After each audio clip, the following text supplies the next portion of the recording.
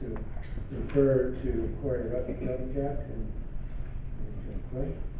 Mayor, Council, over the last year, I've had the pleasure of working with the owners of the Kitsap Blue Jackets on the opportunity to bring a West Coast League franchise to Port Angeles. Tonight we have a facility use agreement and a recommendation before you that would allow us to make that happen. Before that though, I'd like to introduce you to the owners of the team, Matt Acker and Dean Reynolds, and we'd be happy to answer any questions you guys may have towards the agreement.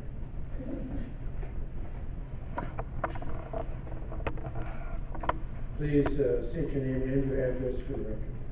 Matt Acker, 6909 38th Avenue, Lacey, Washington. Dean Reynolds, 244 Lindance Lane, Fort Level, Washington. And welcome. Thank you. Yeah? Do you have any questions for me? Well, you're welcome to offer comments, and I will ask the council if they have any questions of you, but first we'd like to hear from you. Well, we really appreciate the process. It's been over a year now, and we've had a lot of learning for us too in the process of putting a West Coast League team into a new location. The Parks Department, Nathan West, Corey, the mayor have been phenomenal to work with. Everybody in town has been very helpful to us, and really appreciate the support we've had here and the support that we've had from our families too, taking us away for quite a while on top of what we're already doing. Honestly, we just appreciate the opportunity. We understand that you guys are welcoming us into your home, that you're changing some of your rules, and we're here to make everybody happy. It's an entertainment industry. We like to see everybody have every night at the park. So we're doing everything we can to accommodate. I do want to say that I appreciate it. We went to Victoria last week, and Nathan and Corey and Mayor Downey were there, and it was really great for them to see what was going on in Victoria. And the mayor was a huge hit in town on the microphone. Absolutely handled the questions well, and it was a big crowd, and their managing partner put him on the spot in the middle of the crowd, and he answered the question very well.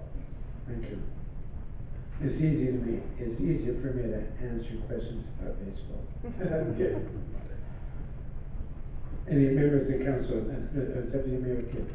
So, give me the dates of your season and when can we start and who can I buy the first ticket? Well, I like that. And I want the cap and the shirt. And You want it all. That's good. Yeah. That's good. So We'll start the first week of June, usually anytime between the 1st and the 5th of June, and the season runs through the middle of August if you make it into the postseason. So this year, August 14th would be the championships. So it's 64 games in about 70 days. So our team, our Port Angeles team of, well, let's just say for now, their name is Winners. That will come up. I like that. Okay, our winners. How many home games, how many out-of-town games? So how many home games here in Port Angeles? Roughly 36. 36 Oh, wow. would be about the maximum, between 32 and 36.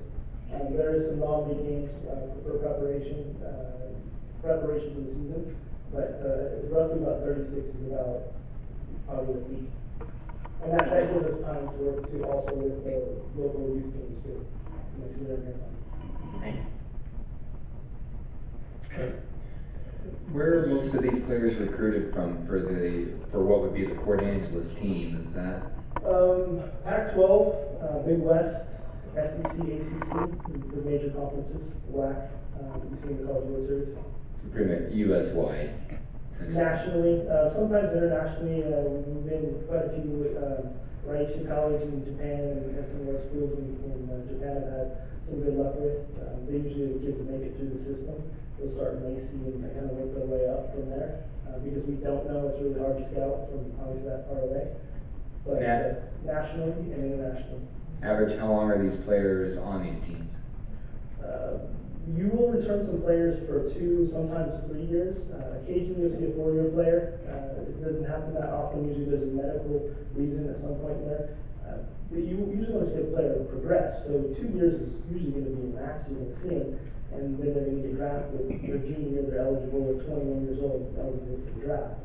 So if we're getting the right kind of players, 2 years is about the longest you're ever going to see them. And then they go through the minor leagues, and in about 3 to 5 years, you start to see them be better players on television. Thank you. So. Susie? This is a little bit to staff. If you could give us some of the background of the different, community groups that were involved in some of these decisions, and I guess been the input from the community, and, I guess also some of the comparables, how do other cities do it? So one of the first things that we did last year is we put a facility use agreement together that kind of showed the hierarchy of who can use the field, paying customers, city programs, provide the council with that. That was our first step. The next step we wanted to do is we wanted to make sure our team, like Wilder, who uses the facility in summer the majority of the time, we wanted to make sure that they didn't feel like they were being kicked out. So we had multiple meetings with them first to kind of ease it into it before we even decided to talk to Matt and his team.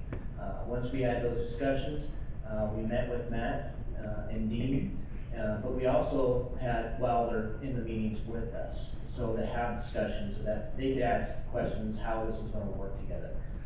Just like any other city, it's a multiple use field. Teams, since probably in Matt and Lacey, probably dozens of teams use one field.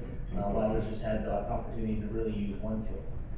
So it's just going to be a different learning curve. It's going to be about communication and us all working together to make that work.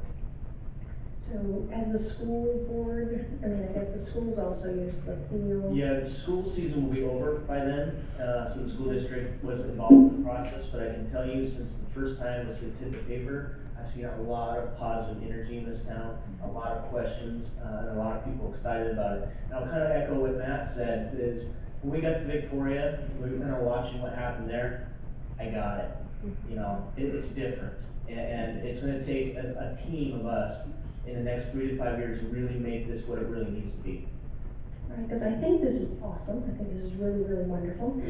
I do, though, I'm a little, I guess concerned as to the involvement of, I don't know, should the business association also be involved? Has the chamber looked into this?